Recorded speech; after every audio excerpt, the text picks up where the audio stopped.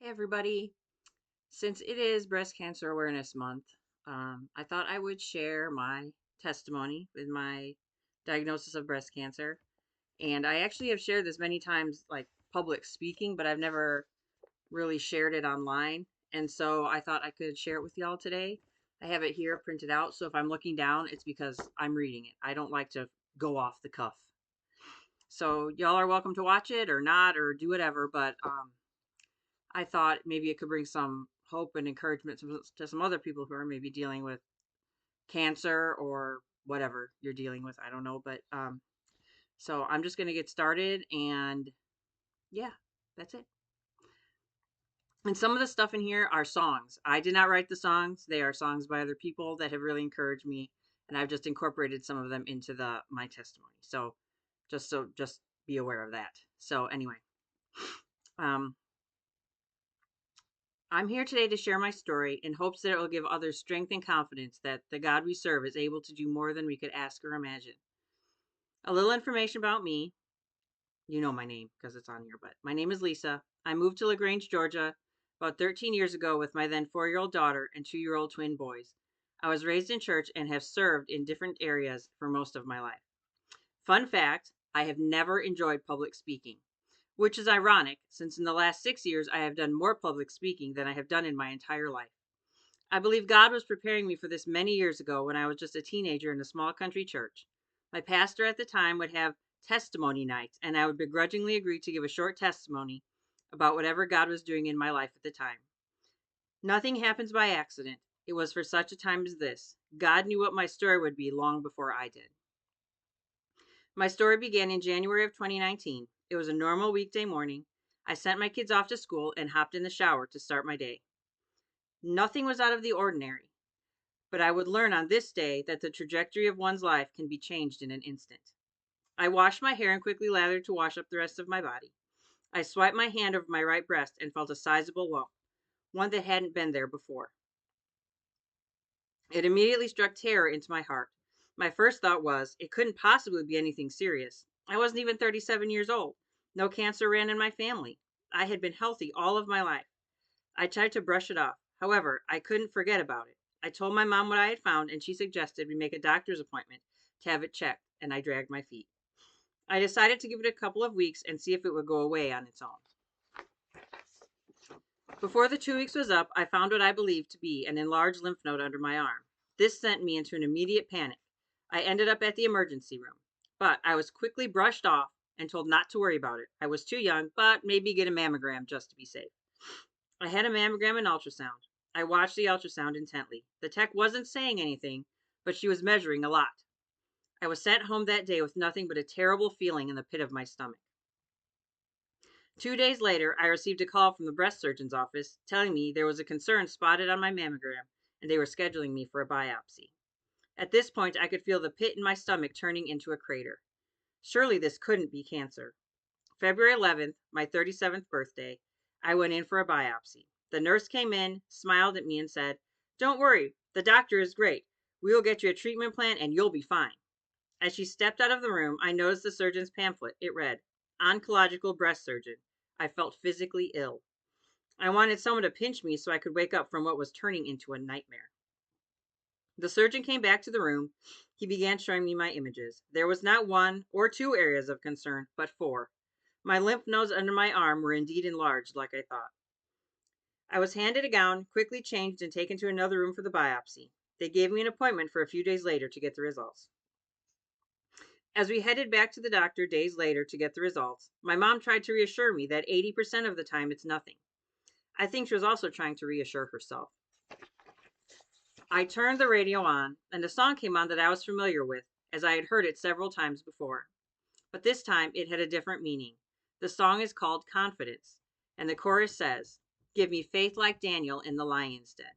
Give me hope like Moses in the wilderness. Give me a heart like David, Lord, be my defense, so I can face my giants with confidence." Faith like Daniel, hope like Moses, and facing my giants with confidence. I was about to face the biggest giant I had ever faced. We made our way into the doctor's office, and I was greeted by the same nurse. She took us back to the exam room, and as she walked out of the room, she asked, "Can I get you some water?" I have seen every doctor show out there. They only offer water when something is wrong. I told my mom, it's bad news. She offered us water. My mom looked at me as though I had truly lost my mind. The doctor made his way into the room and confirmed my worst fear. It was cancer. I was crushed. How did this happen? He discussed my treatment plan, which included a mastectomy and a year of chemotherapy. I left that day with a referral to an oncologist and an appointment for port surgery and scheduled for an MRI. Coming home that day, I had to face my children. My daughter Anna was 11, and my twin boys Tony and Alex were 9. I was left with having to explain to them some very scary news. I heard the bus outside, and soon they were bounding through the door, full of energy like they did every day. They happily told me about the events of their day. I tried to let them finish before I told them my news. I took their hands and tearfully explained that I had been diagnosed with cancer and what that meant. My son Tony crawled into my lap, took my hand in his little hand, and said, "But Mom, we can do all things through Christ who gives us strength, right?" He gave me a big hug and with confidence ran off to play. A little boy who at the age of 4 couldn't speak was using his words to comfort his mom. Sunday morning came and all I wanted to do was crawl under my blankets and cry. But I didn't. I stepped into church that day with the weight of the world on my shoulders. I was defeated. I was alone. A sweet lady introduced herself to me and told me her story. She ended the conversation with, "Replace the C in cancer with the C in Christ, because Christ is bigger than cancer." I climbed my way up the stairs to pick up my daughter from Sunday school and was swept into the biggest hug I've had in my life. The boy speech therapist, who I had met years earlier when the boys were referred to an elementary school for speech therapy, was reassuring me that God had this and I was going to be okay. He was in control, even though I didn't feel like it at the time. We had no idea those many years ago how important she would become in mine and my children's lives as we faced a very scary and uncertain disease. But God knew. Worship began in the sanctuary. My mind was frazzled thinking about everything that had transpired that week. I felt a tap on my shoulder and turned around to see the nurse from the doctor's office. She hugged me, told me she was praying for me, and also assured me I was going to be okay. Something she did at every appointment from then on.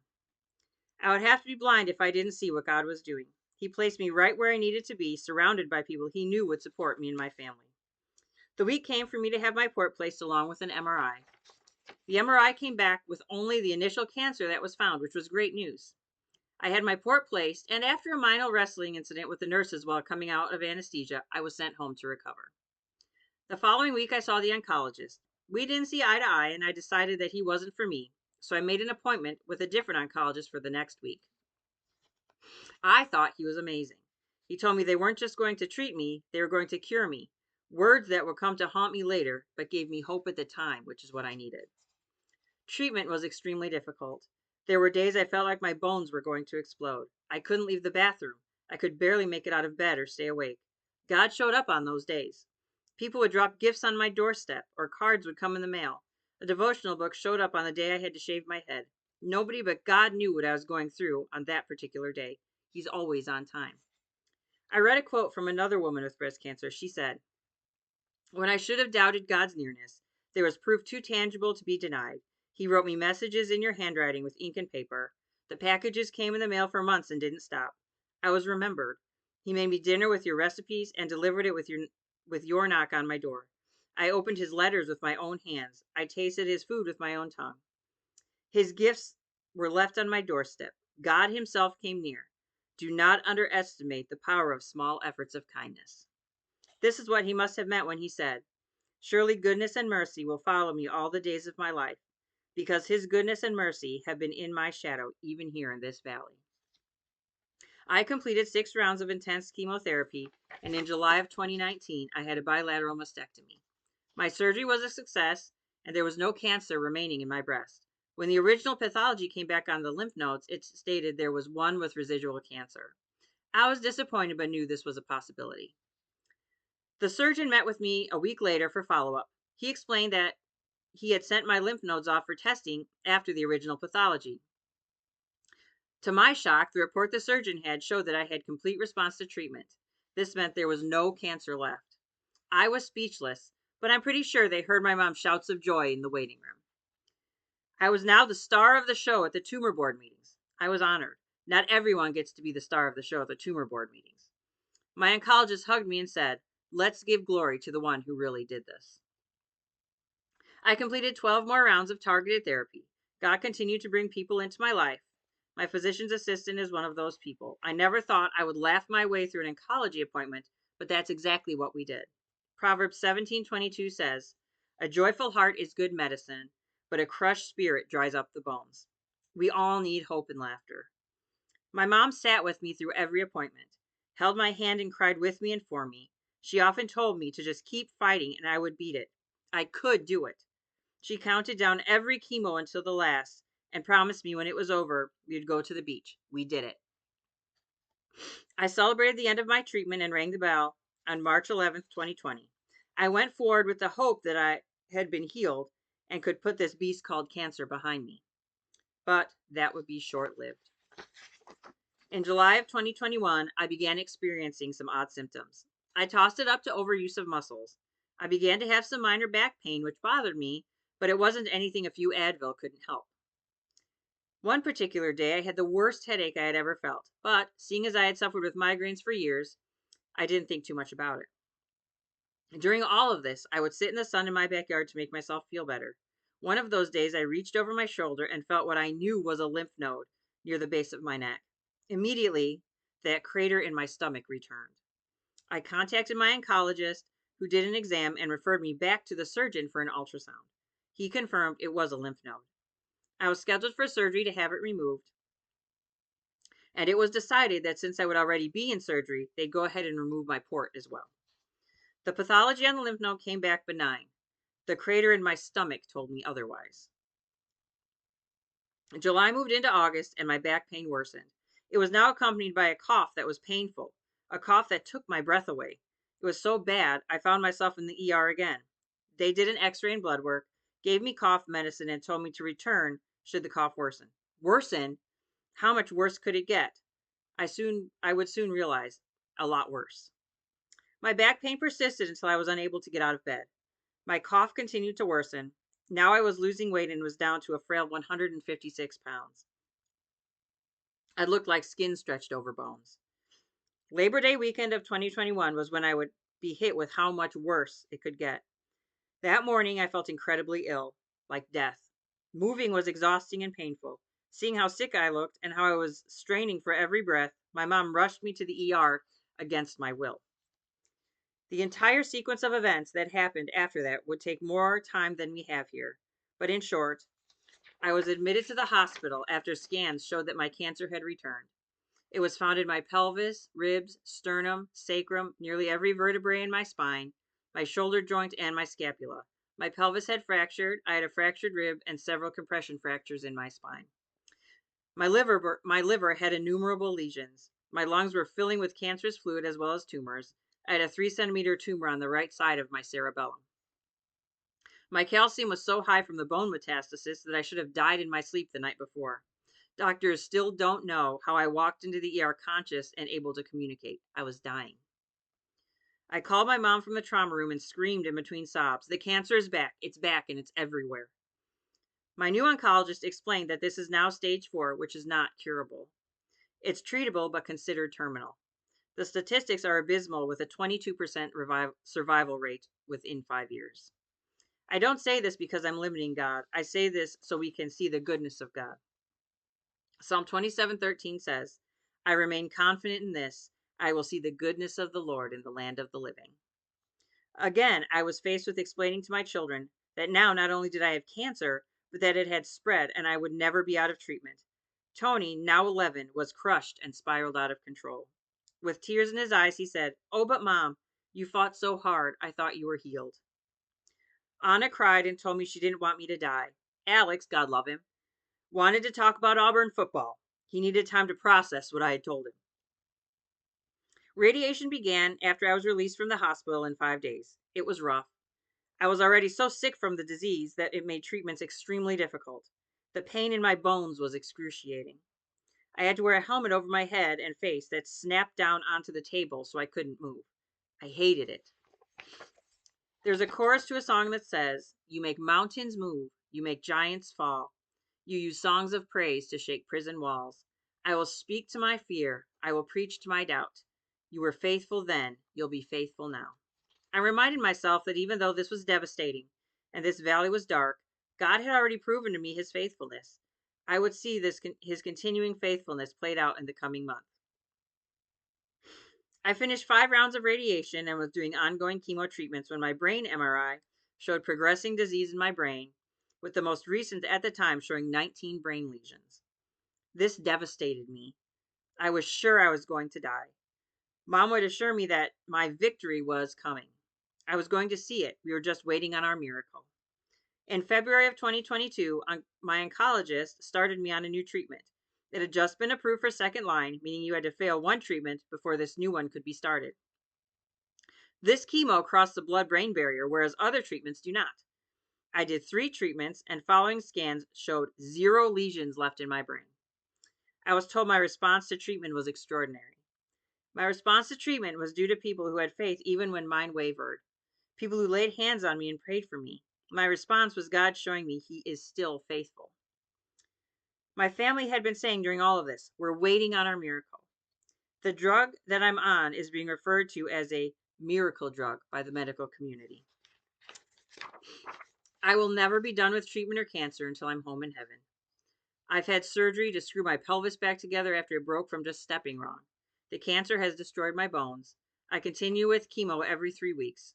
I still get pop-up lesions in my brain that need to be radiated. My hope in sharing my story today is that you can see that God is never done. My story before was amazing. My story now is astounding. There is no mistaking God's hand all over it. God is in this story. God is in the details. Even in the broken parts, he holds my heart. He never fails. When I'm at my weakest, I will trust in Jesus. Always in the highs and lows, the one who goes before me. God is in this story. Sometimes our story isn't what we imagine. Sometimes it's devastating. Sometimes it's confusing. Sometimes it's painful. But we know in the midst of all of it, God is there working. I have truly found that in my times of weakness, God's grace is sufficient. As it says in 2 Corinthians 12:9, my grace is sufficient for you. My power is made perfect in weakness. I'm often told I'm an inspiration because I'm so strong. No, you are looking at a weak person with a very strong God. The only reason I can stand before you today is because I know I'm held in God's right hand. That doesn't mean I'm never afraid. It doesn't mean that all my physical and emotional pain has disappeared. It means that I know that I have a Heavenly Father with shoulders big enough to carry all of my worries, my fears, and my sadness. It's also realizing that my story may not end the way I wanted it to, but that doesn't mean God failed. God never fails. Metastatic cancer is a battle for your life every single day. It's never-ending scans, treatments, meds to help with side effects from treatment, radiation, and doctor's appointments. Sometimes it's multiple surgeries to repair what cancer broke. It's not being able to do the things that you did before because your body won't allow it. It's worrying that your kids will be without their mom. That's the reality of metastatic disease. The other side of that is finding strength you never knew you had and opportunities to inspire and help other people in their time of struggle and fear. It's learning that God gives grace for the moment. It's realizing the power of prayer. It's knowing that every day is truly a gift, even if it's not a good day. It's treasuring every moment that God gives you because you're not guaranteed tomorrow. It's people showing up right when you need them, even though they didn't know you needed them. But most of all, it's watching God work through a situation that isn't good and use it for good. I wanted to share with you a quote from Jane Marzowski, or Nightbirde, if you knew her from America's Got Talent. She had stage 4 breast cancer and passed away. She said, I remind myself I'm praying to the God who let the Israelites stay lost for decades. They begged to arrive in the promised land, but instead he let them wander, answering prayers they did not pray for. For 40 years, their shoes did not wear out. Fire lit their path each night. Every morning he sent mercy bread from heaven. Call me cursed, call me lost, call me scorned, but that's not all. Call me chosen, blessed, sought after. Call me the one who God whispers his secrets to. I'm the one whose belly is filled with loaves of mercy that were hidden for me.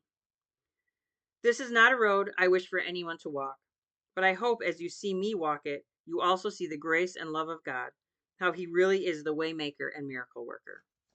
My life is a God story. Got to tell the world what he's done for me. Miracles on miracles that only he can do. I'm proof that we're all only one prayer away from a testimony. There's only one getting all the glory. My whole life is a God story.